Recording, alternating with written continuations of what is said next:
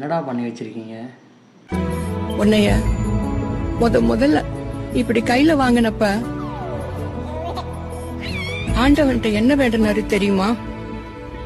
எனக்கு வர எல்லா கஷ்டத்தையும் உனக்கு கொடுத்து. என்னது? இல்லை, புரியல. படத்தில் இப்படி வராது. உன்னைய முதல்ல இப்படி கையில வாங்கினப்ப ஆண்டவன்ட்ட என்ன வேண்டுனாரு தெரியுமா? எனக்கு வர எல்லா கஷ்டத்தையும் உனக்கு கொடுத்து. ஓ, மாத்திட்டேன். உனக்கு வர எல்லா சந்தோஷத்தையும் டைலாக்கவே எனக்கு மாத்தேன். கொடுத்துறியா? மொத்த கண்டிப்பையும் உன் மேல மட்டும்தான் காட்டணும்னு இன்னொரு குழந்தை கூட வேணான்னு சொன்னவர்டா உங்க அப்பா. நீ விசுக்கு விசுக்கு வாங்கி கொடுன்னு கேப்ப.